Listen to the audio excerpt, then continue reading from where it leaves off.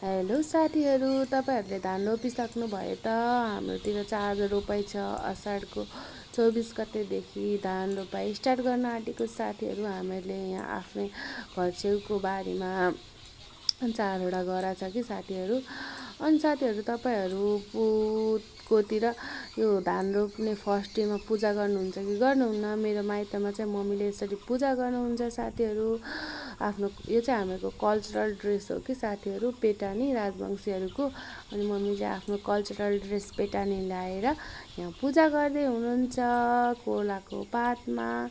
अनि कोला अनि धुपहरू अनि चन्दन अबिर फुल हालेर अनि पूजापाठ गर्दै हुनुहुन्छ। अनि पूजा गरेर अलिकति रोप्नु पनि पर्छ क्या साथीहरू, यो नियम अरे। अनि त्यही भएर मम्मीले गर्दै हुनुहुन्छ, अलिकति रोपिराख्नुहुन्छ। अनि यता खेताला पनि पाउँदैन क्या, एकजना काकीलाई बोलाएको छ। अनि जसो तसो गरेर अनि काकी र मम्मी मिलेर धान रोप्नुहुन्छ साथीहरू।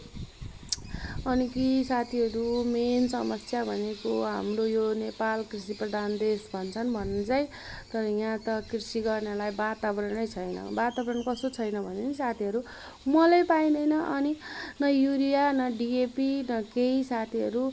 2 किलो मल लिएर आउनुभएको छ मम्मीले 4वटा गरामा हाल्नलाई। 2 किलो मलले 4वटा गरामा के हुन्छ भन्नु त? अचार हुन्छ होइन।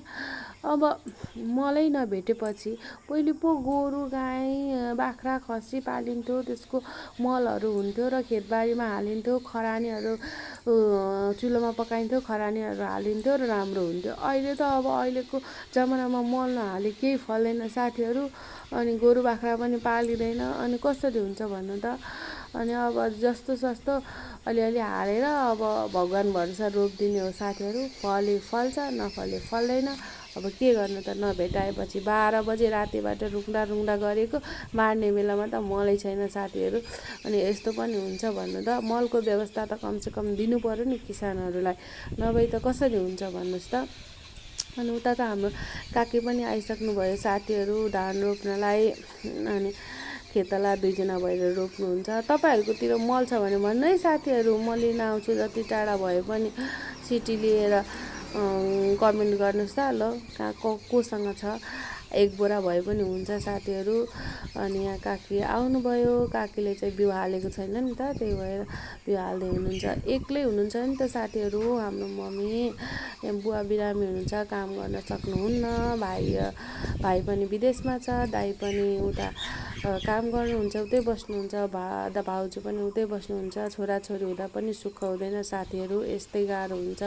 पहिलेको जस्तो जमाना छैन। छोराछोरीहरू पनि बाबुआमासँग बस्दैनन्, बसे पनि यस्तो काम गर्न चाहँदैनन्। अब घरको मुली भएपछि त अब अलिअलि त गर्नै पर्यो भनेर मम्मी चाहिँ गर्नुहुन्छ जसो तसो। एक्लै सबै थोक एक्लै गर्नुहुन्छ साथीहरू।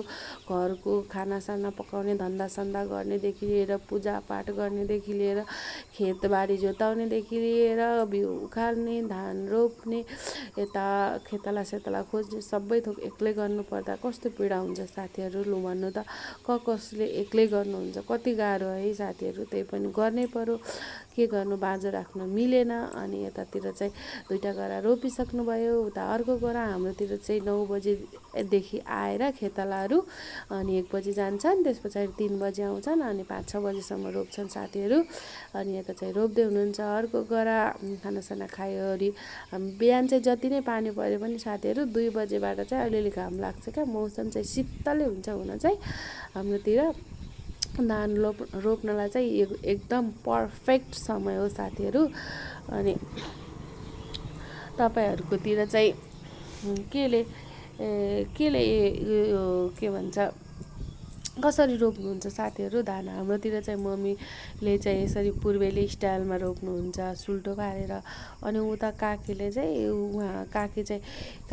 काकीको माइत चाहिँ उता झुम्का हो नि त।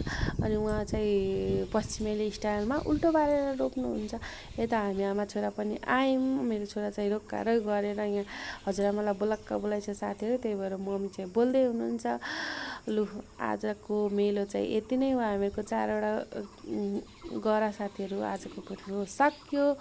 अब अन्त 8 कट्ठा छ, त्यो पनि कसरी रोप्नु सोच्दैछौँ साथीहरू। गाह्रो छ, लु यस्तै छ साथीहरू। खेतीपाती भनेको गाह्रै हुन्छ गर्नलाई, सजिलो त कहाँ हुन्छ। हस् त साथीहरू, बाई बाई, आजलाई यति नै।